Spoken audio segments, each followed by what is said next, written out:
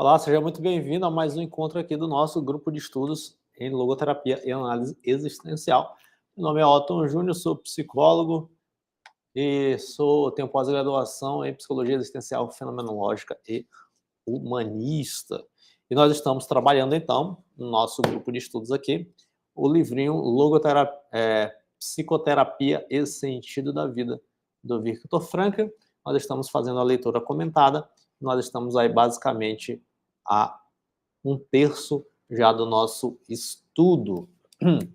Se você ainda não é inscrito neste canal, se inscreva neste canal, pelo amor de Deus.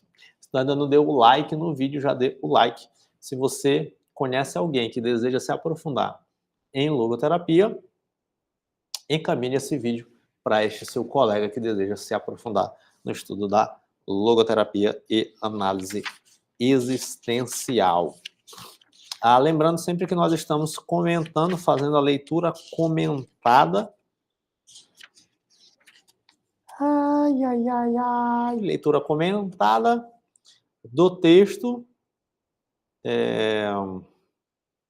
do Viktor Frankl. E então, hoje nós vamos continuar, neste vídeo de agora, nós vamos continuar a fazer a nossa leitura comentada. E hoje nós vamos falar sobre o poder de resistência do espírito. Muito bom. E aqui eu vou ler e vou comentar o texto.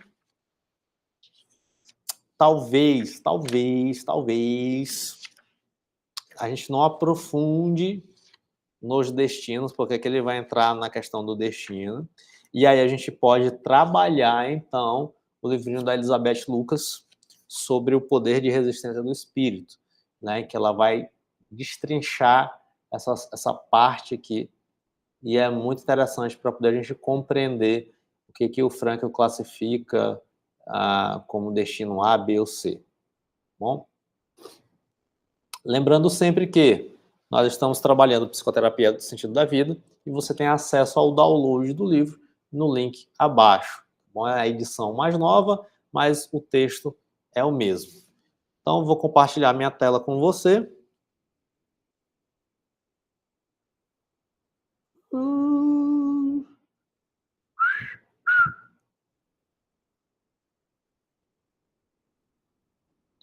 E é o que eu estou tentando fazer, a cada encontro, eu estou tentando fazer a leitura de um tópico. Agora nós vamos possivelmente matar 4 tópicos, que é o poder de resistência do espírito, o destino biológico, o destino psicológico e o destino sociológico. 25, 35, 10 páginas, é isso. Vamos lá, acho que vai dar certo. Você já está vendo a minha tela? Let's bora. O poder de resistência do espírito. O que há de fatal na vida apresenta-se ao homem principalmente sob 3 formas. Então, lembrando que no tópico anterior ele estava fazendo essa dinâmica daquilo, ele inseriu esse conceito de destino e ele não aprofundou muito bem, ele só disse assim, ó, o que é destino? Destino é aquilo que não existe culpa e responsabilidade humana, é aquilo que está dado, é aquilo que é de fatal, tá bom? Então, a tradução acabou utilizando essa nomenclatura aqui de fatal. Então, ele diz assim, ó, o que há de fatal na vida da pessoa apresenta, né, sob 3 formas. Então, é uma maneira de categorizar essas três fatalidades, esses 3 fatalismos, vamos dizer assim. 1. Conceitos, vamos lá. Fatal, ou destino, né?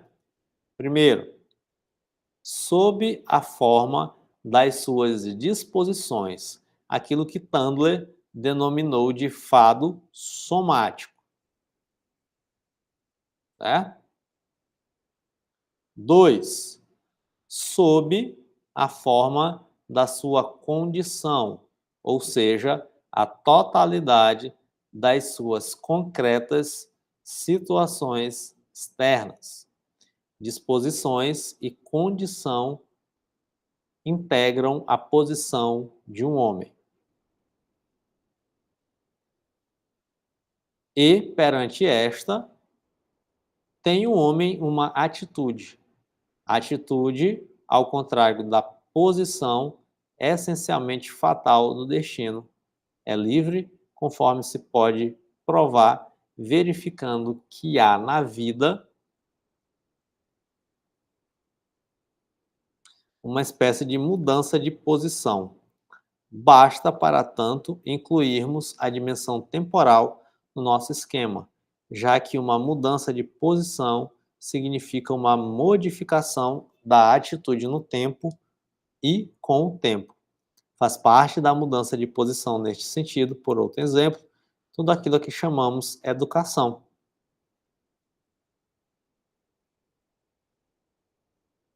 Educação complementar, autoeducação, mas também a psicoterapia na acepção mais ampla da palavra, e bem assim o fenômeno da conversão. Aqui, ó.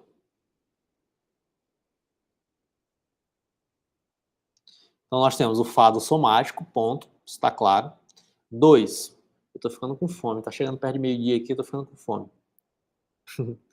2. Sob a forma da sua condição, ou seja, a totalidade das suas concretas situações externas. Disposição, que é o ponto 1, e condição, que é o ponto 2, integram a posição de um homem. Olha só que legal. Então, vamos lá para o quadro.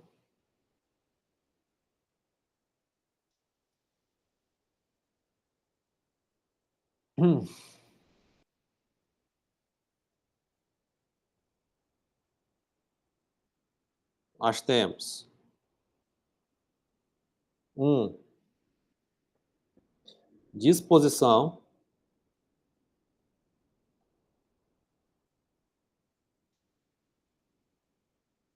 2. Condição.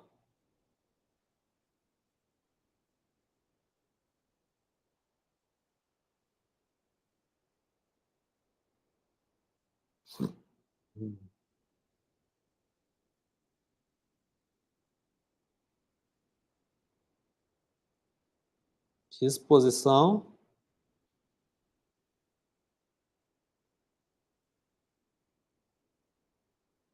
Condição. A disposição e a condição, né? Você puder botar assim,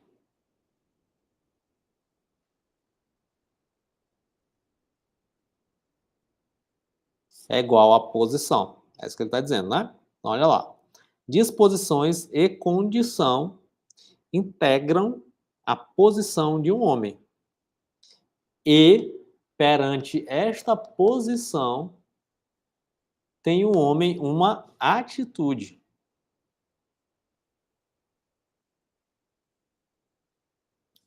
Atitude que, ao contrário da posição essencialmente fatal do destino, é livre. A atitude é livre.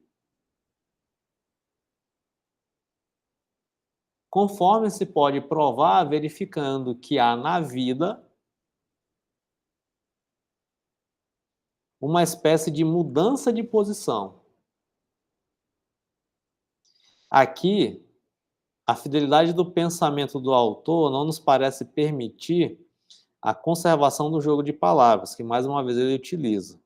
Tá.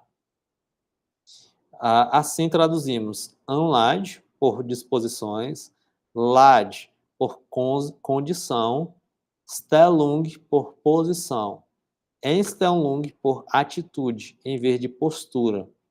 Anstellung por mudança de posição, em vez de mudança de postura.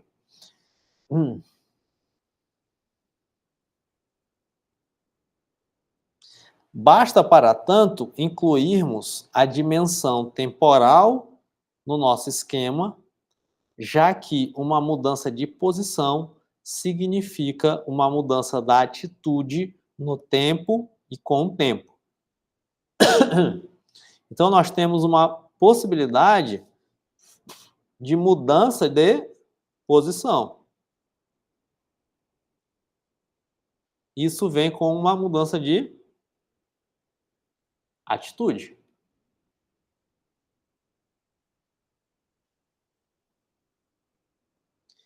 Faz parte da mudança de posição neste sentido, por exemplo, tudo aquilo que chamamos educação, educação complementar, autoeducação, mas também a psicoterapia na acepção mais ampla da palavra, e bem assim o fenômeno da conversão. Né? Então, a gente pode ter uma mudança de posição. E o que incentiva essa mudança de posição? Educação, educação complementar, autoeducação. Então, tudo isso pode gerar, né, incentivar essa mudança de posição.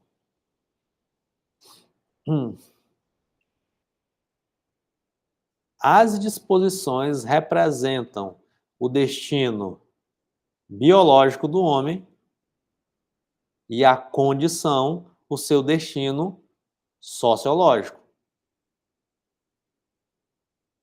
A disposição, deixei infinito, deixei. A disposição representa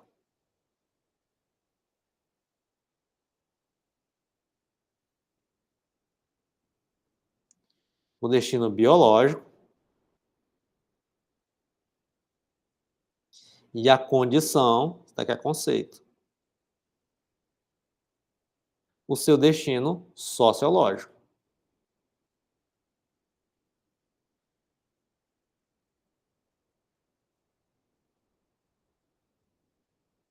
Certo? Então, a gente tem um condicionamento biológico, a gente tem o... Vou usar o que ele está dizendo, né? Então, a gente tem uma disposição biológica, a gente tem uma condição sociológica. A posição é o quê? Né? É a soma disso, daquilo que é biológico mais sociológico. Bora ver aqui como é que ele vai esquematizar o resto. Acresce a isto, porém, ó, o destino psicológico, do qual faz parte aquela atitude anímica que, por não ser livre, não constitui ainda uma livre tomada de posição espiritual.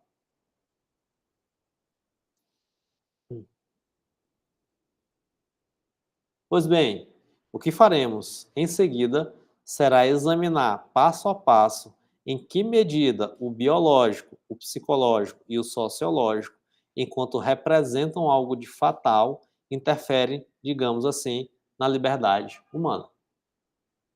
Tá? Então ele fez uma ressalva aqui em relação ao destino psicológico, mas, né, como não necessariamente não constitui uma tomada livre de posição espiritual, né? Então a gente não é livre dessa atitude anímica, então não necessariamente a gente tem uma interferência direta, vamos dizer assim, da dimensão espiritual nesse sentido. Destino biológico. Se repararmos naqueles casos ou situações em que o homem defronta o destino biológico, logo nos surgirá o problema de saber até onde chega a liberdade do homem em face do acontecer orgânico.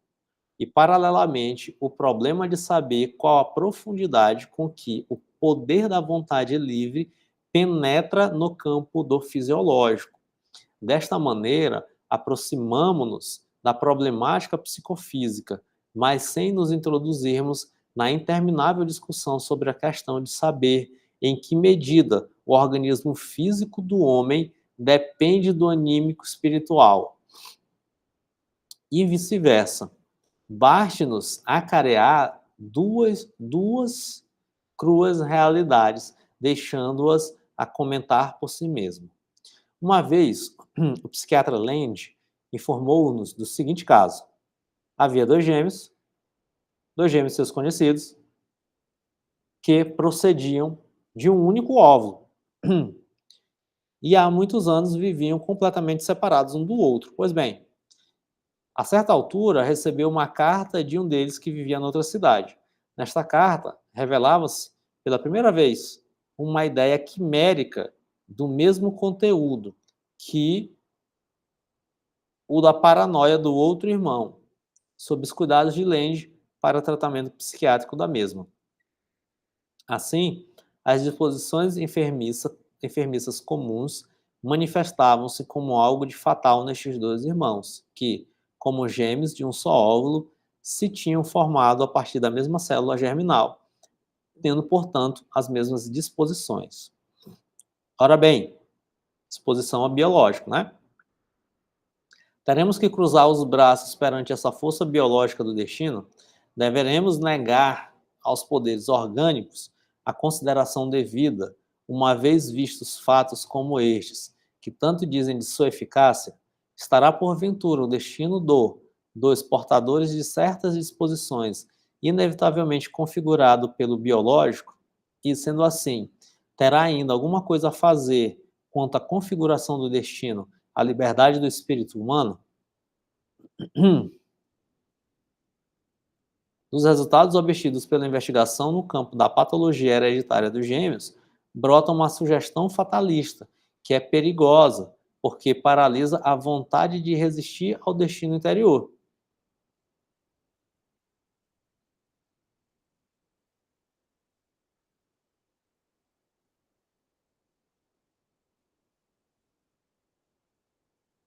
Com efeito, quem considera marcado o seu destino torna-se incapaz de vencê-lo.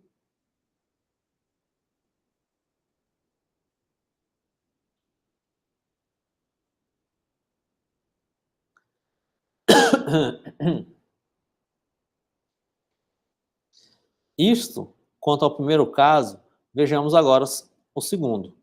Na clínica neurológica de Viena, Hoff e seus colaboradores puseram em estado hipnótico algumas pessoas, para deste modo, a título de experiência, produzirem nelas uma espécie de afetos puramente cristalizados.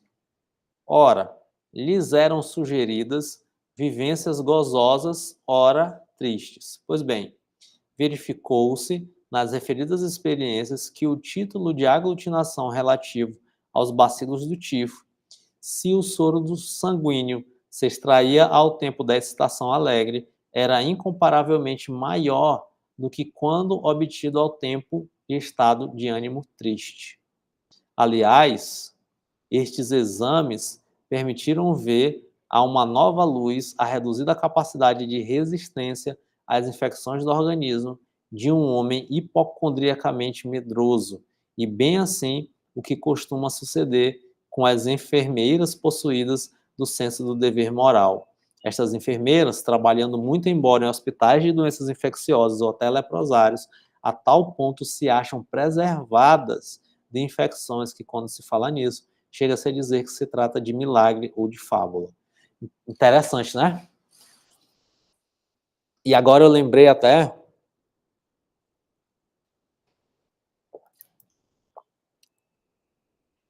de um fato curioso, de um elixir da vida, aí curioso que eu não vou nomear aqui, mas que tem uma lenda urbana e uma teoria da conspiração que diz que tem um elixir da vida, uma fonte da juventude, que é extraída, talvez você já tenha ouvido falar isso, que é extraída de crianças, do sangue de crianças, né, uma substânciazinha que eles dão um nomezinho lá, e aí eles precisam extrair do sangue da criança quando ela está numa situação de estresse, de adrenalina, de medo. Então eles vão lá, eles sequestram várias crianças no mundo, colocam essas crianças em cativeiro, colocam elas em situações de estresse e extraem, então, o sangue nesse tipo de situação. Aí gera uma substância que tem um nomezinho específico, depois tu pode botar no Google aí essa teoria, né? Então aqui ele está dizendo isso, né? Ele não está falando isso, né? Mas está dizendo que, poxa, tem uma correlação aqui entre o biológico, né, e esse anímico aqui. A meu ver, é ocioso andar sempre a trazer à baila para confrontá-los entre si, o poder do espírito e o poder da natureza. Já nos referimos ao fato de que ambos fazem parte do homem, dependendo sempre um do outro. Então não há contraposição, na verdade há uma articulação. Não há dúvida de que o homem é cidadão de vários reinos, estando essencialmente na sua vida numa tensão, num campo de forças bipolar. Se quiséssemos comparar entre si os dois poderes, pondo-os a medir forças, tudo redundaria numa corrida morta. Mas, como se sabe, é nas corridas mortas que se chega ao cúmulo da violência.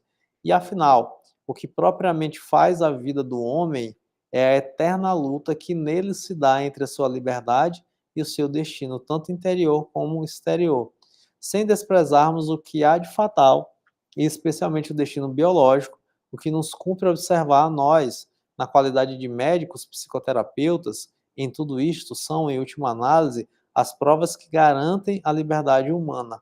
Pelo menos, por razões heurísticas, teríamos de fazer de conta que os limites do livre poder ser, em face do ter que ser fatal, estão infinitamente longe nesta altura. Poderemos, pelo menos, ir tão longe quanto possível.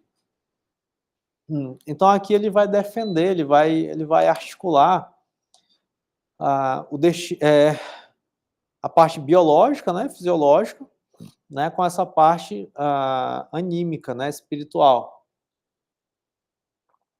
Esqueci de pegar água. Então tem uma articulação, tá?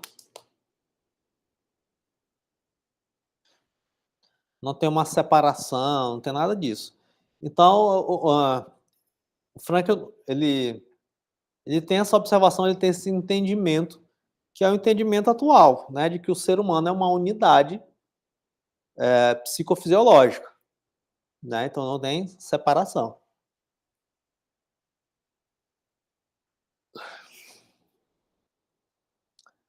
Mesmo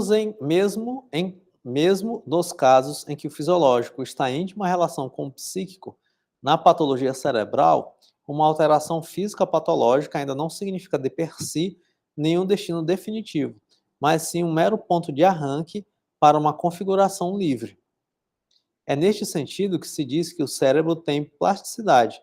Assim, sabe-se que, no caso de serem atingidas por ferimento partes externas do cérebro, passam a substituí-las vicariamente outras partes deste órgão, de modo que, mais cedo ou mais tarde, a função afetada pode chegar a restabelecer-se.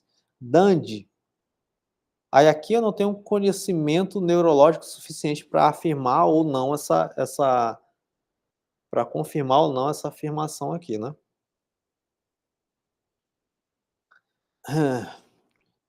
Dandy, o cirurgião norte-americano especialista em cirurgia do cérebro, conseguiu eliminar operacionalmente toda a parte direita do córtex cerebral nos destros, sem que daí tivessem resultado perturbações anímicas duradouras dignas de nota.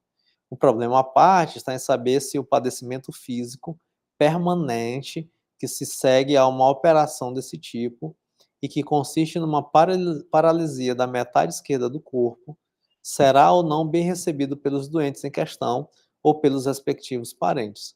Problema perante o qual, mais uma vez, se põe de manifesta a concepção do mundo como fundamento último da atuação médica. Hoje em dia, ainda não sabemos se não ficam, por assim dizer, improdutivas partes inteiras do cérebro humano. Nem sequer se sabe ao certo se são efetivamente aproveitadas todas as células ganglionares. Aliás, o fato de os centros lesados desculpa, poderem ser substituídos por outros na sua função persuade o contrário. Sobretudo, conclui-se das investigações mais recentes que o desenvolvimento filogenético do cérebro se dá aos saltos, isto é, de tal modo que o número das células ganglionares, em vez de aumentar paulatinamente, antes duplica de repente. Em cada caso, sendo assim, quem poderia afirmar com segurança que nós, os homens de hoje, já conseguimos realizar todas as possibilidades que correspondem ao atual grau de organização do cérebro humano? É perfeitamente concebível, realmente, que o descobrimento das funções do cérebro ainda esteja muito aquém das possibilidades máximas do órgão, muito aquém da sua capacidade de rendimento. O destino biológico é, para a liberdade humana, puro material a configurar. Tal é, na perspectiva do homem, seu último sentido. De fato, observamos constantemente como o homem lhe dá sentido ao integrá-lo na estrutura histórica e biográfica de sua vida. Não, não é um conceito isso daqui, mas é algo importante. Né? Então, o homem dá sentido aqui essa configuração biológica ao integrar essa configuração, essa disposição na sua estrutura histórica e biográfica. É aquilo, né? Uma pessoa que nasce sem um membro, por exemplo, configura esta disposição psicofísica, particularmente física, né? Ela configura isso em sua biografia, em sua estrutura histórica. Nós temos o Nick Voigt, né? Talvez você já tenha ouvido falar da história dele, né? Ele tem um livrinho chamado Viver Sem Limites.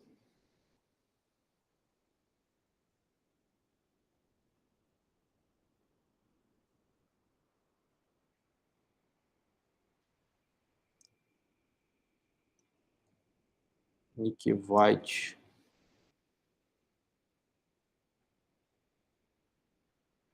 Uma Vida Sem Limites.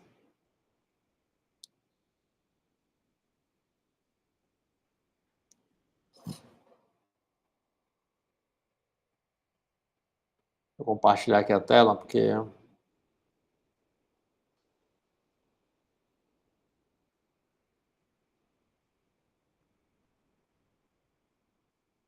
Aqui, ó. Talvez você já tenha visto aí pela internet, né? O Nick Voigt.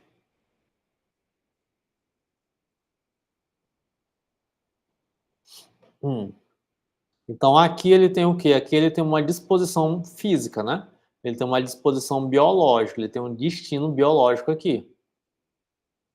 E a vida dele é extremamente assim pesada. Se eu não estiver enganado, a mãe dele tentou abortar ele, teve uma parada assim, tentou matar, umas paradas assim meio doidas.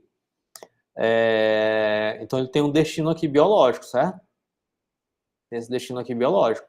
Então, a frase do Frank, ela fica mais forte ainda quando ele diz assim, ó, de fato, observamos constantemente como o homem dá sentido a este destino biológico ao integrá-lo na sua estrutura histórica e biográfica de sua vida.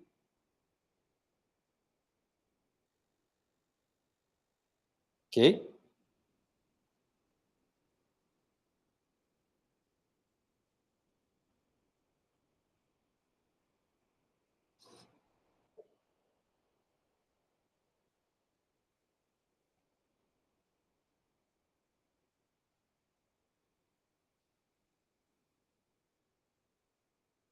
Então é muito forte, né?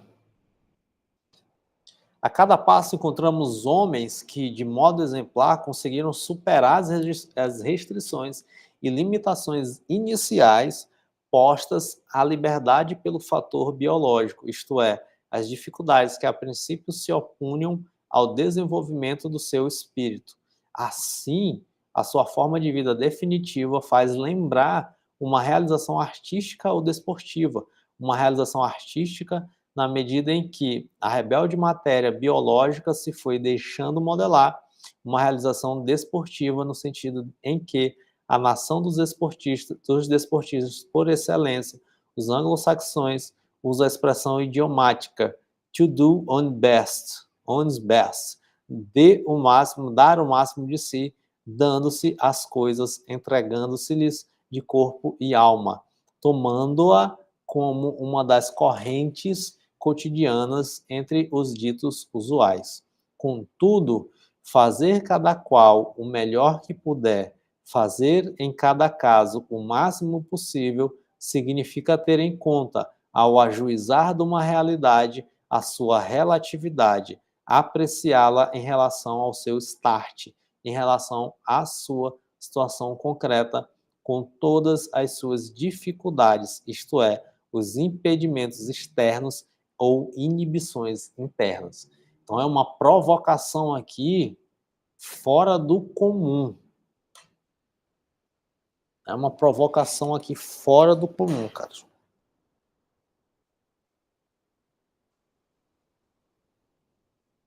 Uma vida humana bem pode estar inteiramente marcada, desde o seu começo, pela resistência contra um handicap do destino,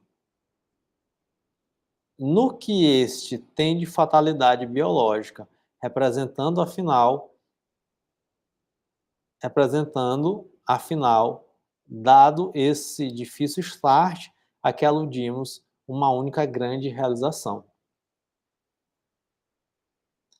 Conhecemos um homem que, em consequência de uma enfermidade cerebral contraída já no seio materno, era paralítico das 4 extremidades e tinha tão atrofiadas as pernas que, durante a vida inteira, só se podia mexer com o auxílio de cadeira de rodas. Até os finais da juventude foi considerado, geralmente, como um atrasado mental, tendo ficado analfabeto. A certa altura, finalmente, um homem de letras resolveu tomar conta dele e ensiná-lo. O certo é que, num período de tempo mais curto do que seria de prever, o nosso paciente não só aprendeu a ler, escrever, etc., mas também adquiriu uma cultura superior em especialidades pelas quais se havia interessado particularmente. Uma série de renomados homens de ciência e professores universitários disputavam entre si a honra de serem seu mestre particular. Em sua casa, reunia várias vezes por semana uma tertúlia literária e artística cujo centro de admiração era ele próprio. Belas mulheres enciumavam-se pelas mostras de amor que nele viam, o que deu motivo a cenas, escândalos, suicídios. Nossa. E, não obstante, o que ali havia era um homem que nem sequer estava em condições de falar normalmente, como a articulação tinha sido afetada por uma atetose geral grave. Era com o rosto convulsionado e banhado em suor pela fadiga que tinha de lutar ostensivamente na conformação motora de cada palavra. É bem de ver que este homem, se apenas tivesse seguido o seu destino, ainda hoje estaria num asilo a vegetar até as últimas. E, no entanto, que realização não representa para a formação da sua vida? Que de força convincente ela não possui, como, por exemplo, para os nossos doentes, que, por via de regra, têm de haver-se com um start bem mais fácil do que o deste caso. Um outro exemplo aqui moderno é do Stephen Hawking, né? Aquele famoso físico que teve ali a esclerose amiotrófica, né? Esclerose múltipla. Esclerose lateral amiotrófica, né? Isso. Que é uma doença que afeta o sistema nervoso de forma degenerativa e progressiva, né?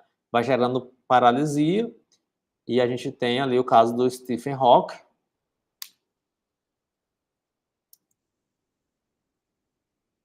Stephen Hawking. E ele faleceu em 2018.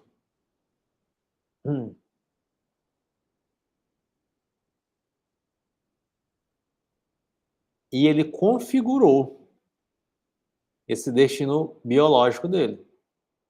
Aqui, ó, Stephen Hawking.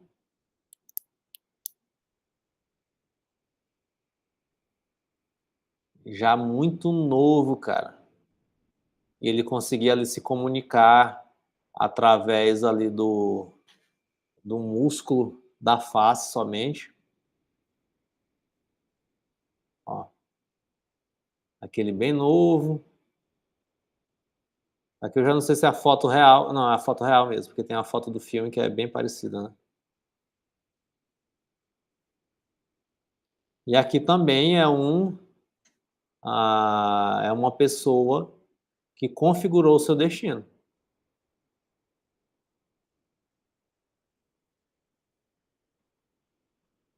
Depois você pode botar aí na internet, né? Mas é isso, ele partiu ali de um destino muito mais exigente. Ele partiu desse destino muito mais exigente, né? E ele conseguiu configurar esse destino, ele conseguiu integrar esse destino na sua biografia e na sua história de vida. Muito interessante, né? Então a gente tem, e aqui a gente poderia dar, enfim, inúmeros exemplos de destino biológico, mas creio que o entendimento foi claro.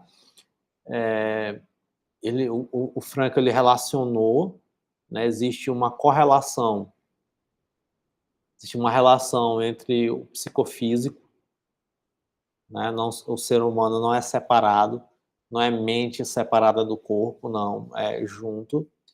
E existem pessoas que, infelizmente, vão partir de um destino biológico muito mais exigente. Mas lembrando sempre, né, sempre quando ele falou de liberdade e responsabilidade, que a liberdade é em face de fatalismos. Não, fatalismos não. A liberdade é em face daquilo que é fatal. Fatalismo retira a liberdade. Tá? Então é isso, a gente tem o destino biológico a partir destas configurações e, portanto, eu vou encerrar aqui o nosso encontro, ainda que tenha sido mais breve, mas eu vou separar os destinos, né? Então a gente tem o destino aqui biológico. Beijinhos, até o nosso próximo encontro.